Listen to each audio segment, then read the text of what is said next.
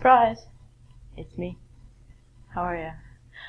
Today, I'm going to teach you, by request from you, the viewers out there in England land, some classroom language or expressions or vocabulary.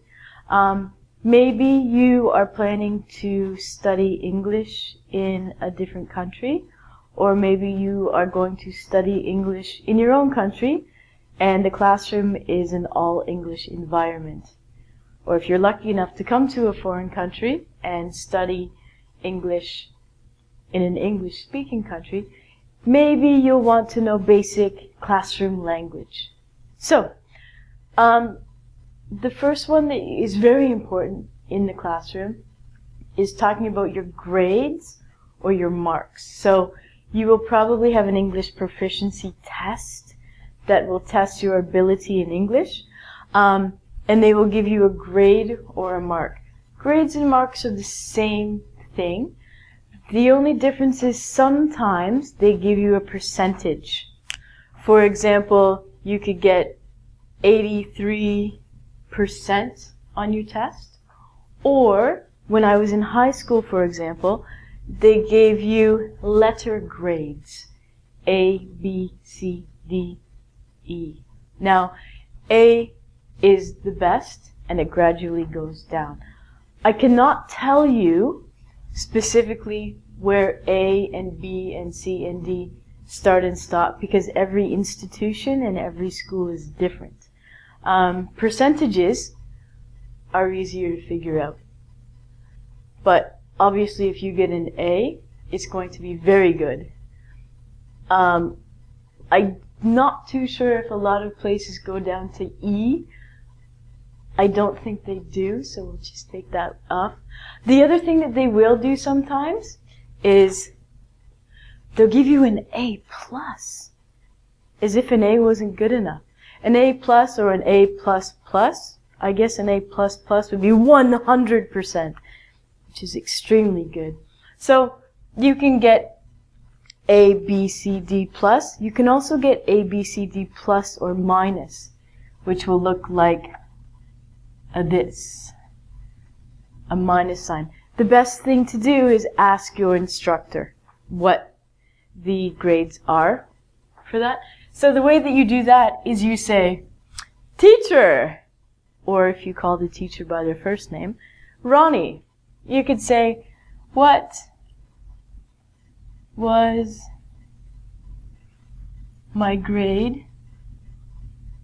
Or you could say, what was my mark on the test? What was my mark or what was my grade on the test? If you get an F, it means you failed miserably. It's a very bad mark. So maybe F means fail.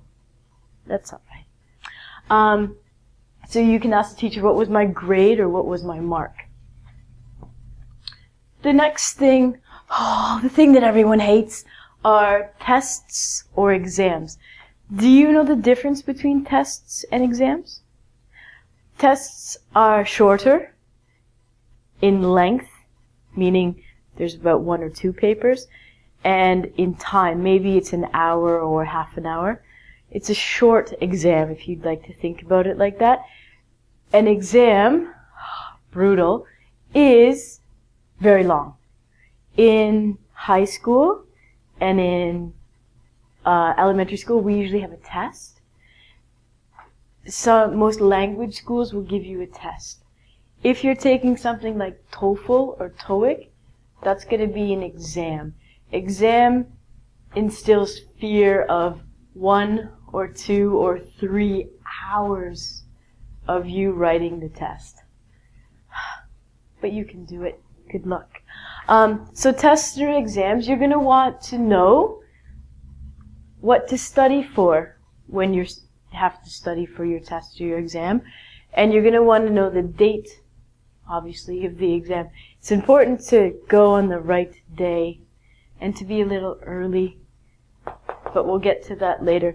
So as far as the tests or exams go, you want to know what's the material. So you're going to ask your teacher, what's on the test? Or what's on the exam? This implies what material you will be tested on. Is it going to be grammar? Is it going to be listening? Is it going to be making sentences? Is it going to be writing paragraphs? Are you going to have to write an essay?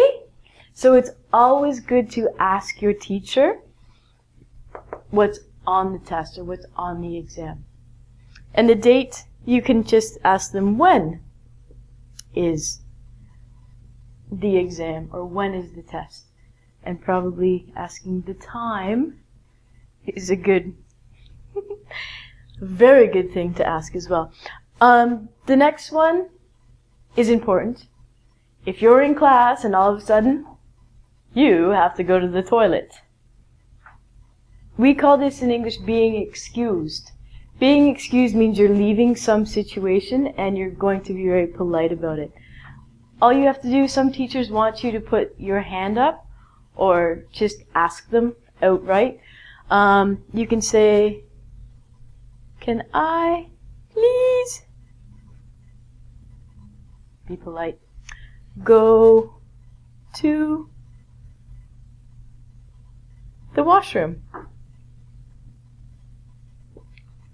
So you can put your hand up and say, "Can I please go to the washroom? Please?" You can also say, "May I please go to the washroom?" "Can I" is much more natural.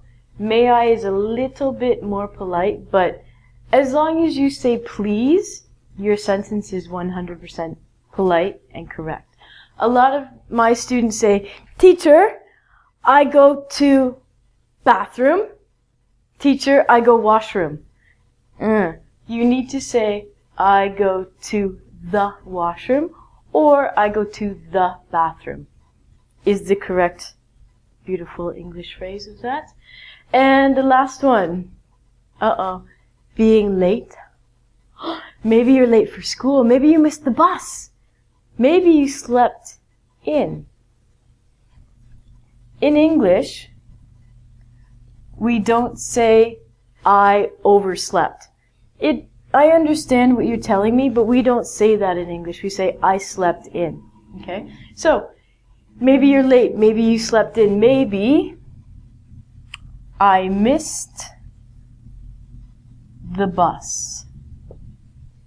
Maybe you drank a lot the last night and your alarm went off and you just couldn't wake up. Whatever happens, happens.